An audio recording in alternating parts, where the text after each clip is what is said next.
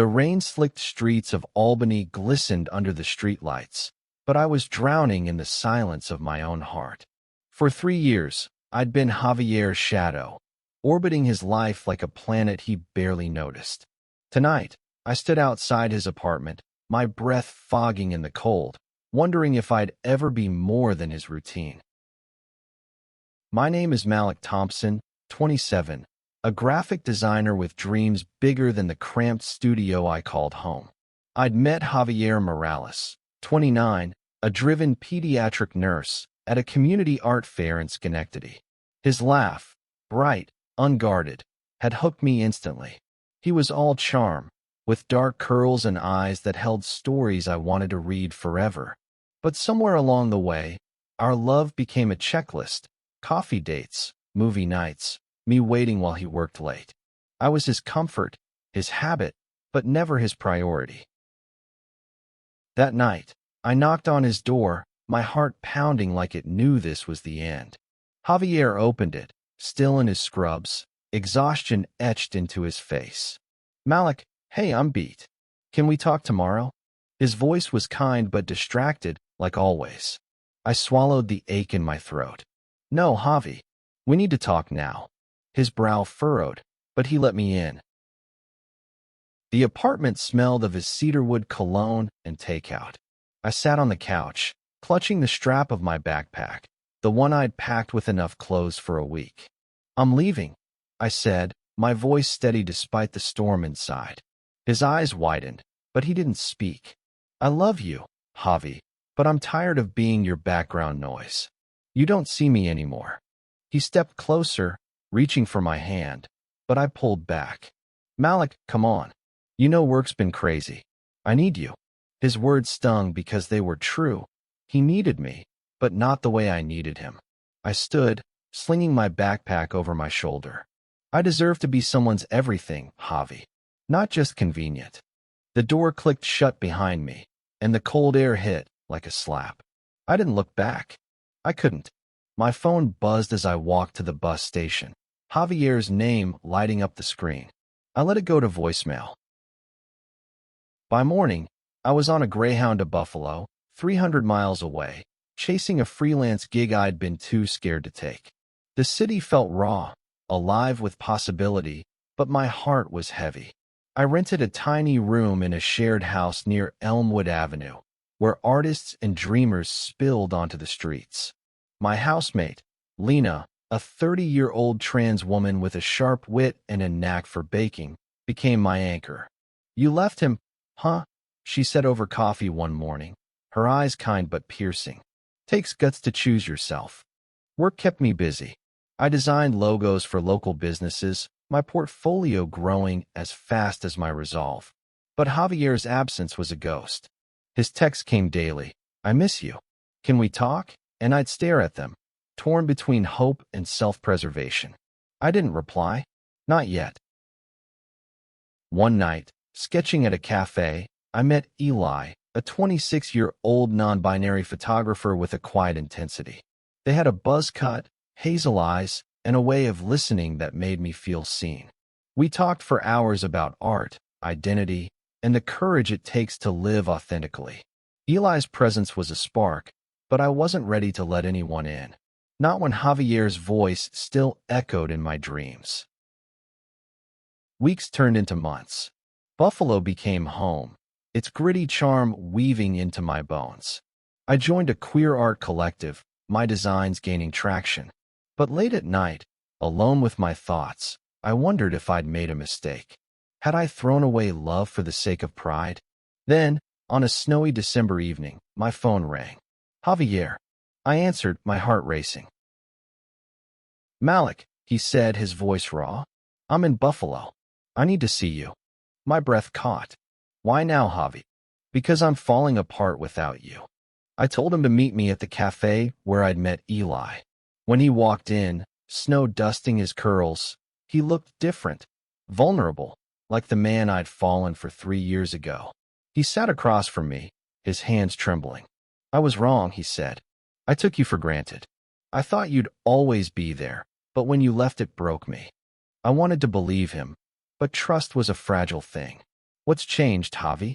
You're still the same guy who put work first. He leaned forward, eyes locked on mine. I quit my job at the hospital.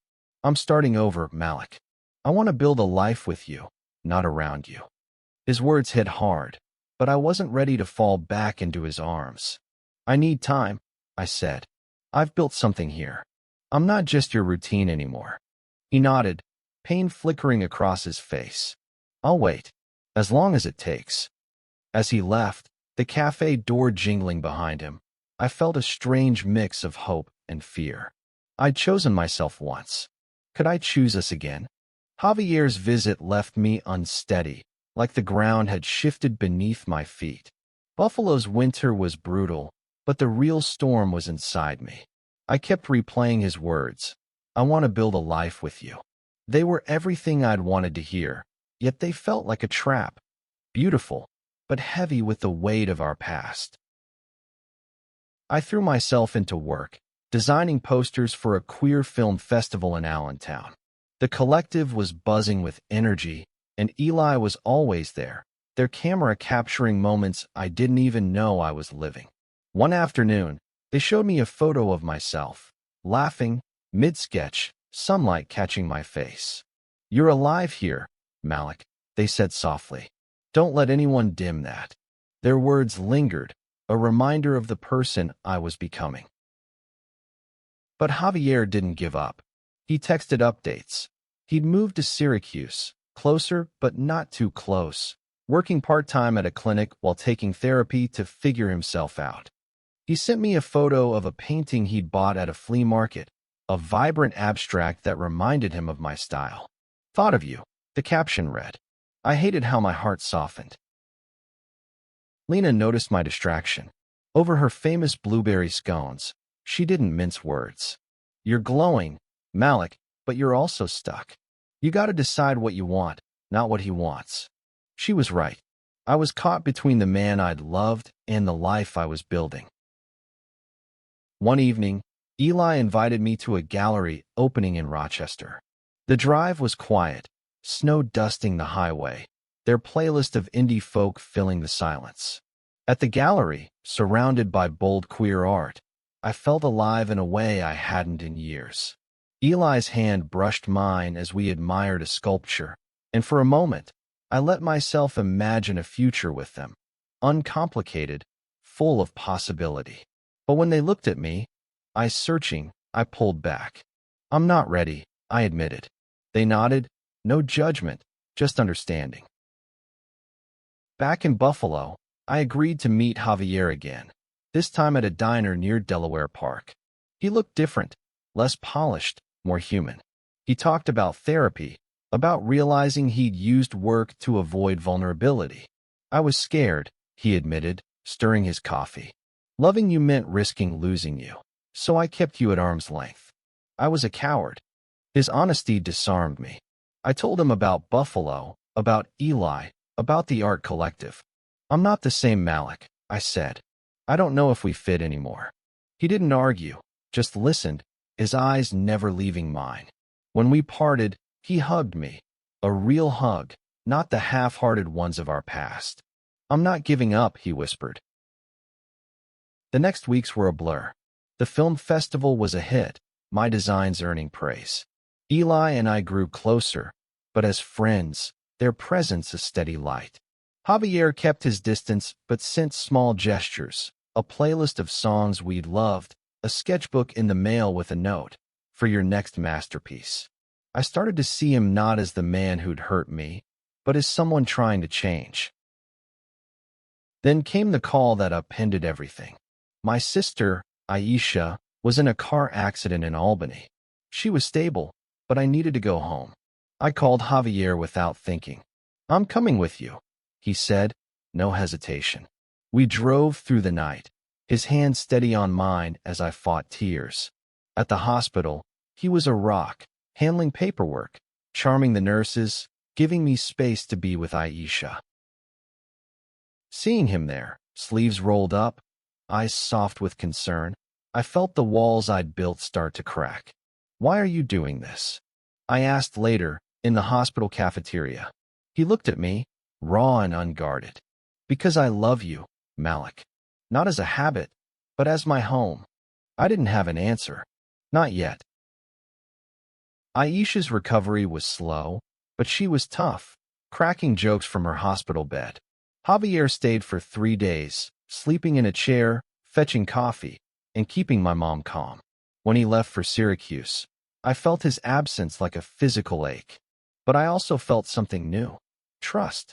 Not fully formed, but growing. Back in Buffalo, I threw myself into the art collective, curating an exhibit on queer resilience.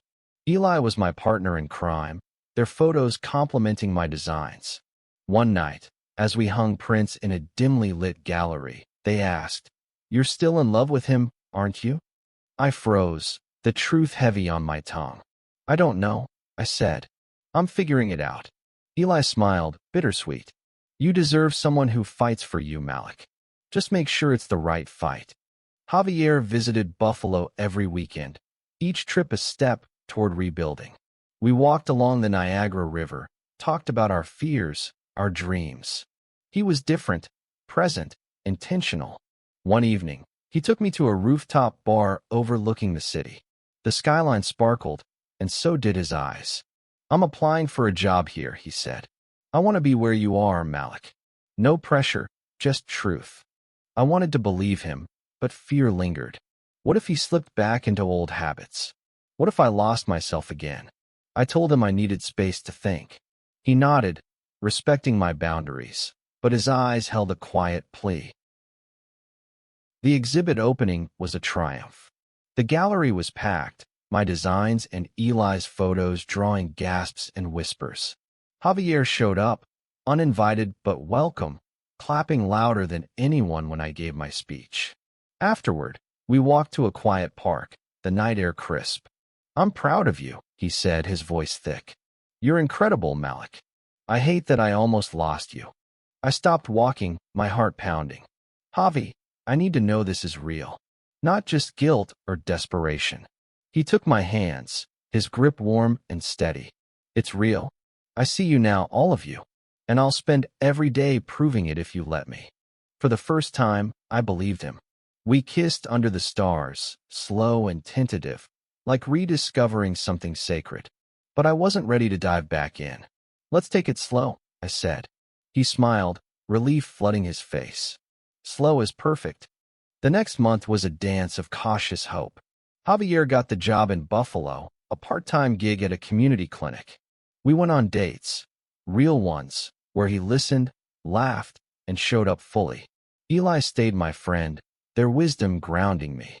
"You're choosing with your eyes open," they said one day. That's power. But doubt crept in. Late at night, I'd wonder if I was falling for a mirage. Then came the night that changed everything. Javier invited me to his new apartment, a small place near the waterfront. He'd cooked dinner, burnt the chicken, but the effort was there. After, we sat on his couch, a jazz record playing softly. He handed me a letter, his handwriting shaky. "Read it later," he said, "but it's everything I couldn't say before." I read it that night, alone in my room. It was raw, honest, a confession of his fears, his failures, and his love. I was lost in my own world, Malik, and I lost you in it. "I'm not perfect, but I'm yours if you'll have me." Tears blurred the page. I knew what I wanted. The Buffalo waterfront glittered under a spring sunset when I made my choice. I asked Javier to meet me at Canalside, where the city felt alive with music and laughter. He arrived, nervous, his curls catching the golden light. I took his hand, my heart steady. "I'm ready," I said. "Let's try again. For real this time." His smile was like dawn breaking. We kissed, the world fading around us, and for the first time, I felt like his equal, not his routine, but his partner. The road ahead wouldn't be easy, but it was ours. We moved in together that summer, a cozy apartment near the art district. It wasn't perfect. Javier still worked too much, and I still guarded my heart. But we talked, really talked, about our fears, our needs. He'd leave sticky notes on my sketchbook. "You're my muse." I'd surprise him with late-night tacos after his shifts. We were building something new, brick by brick. The art collective grew, and so did I.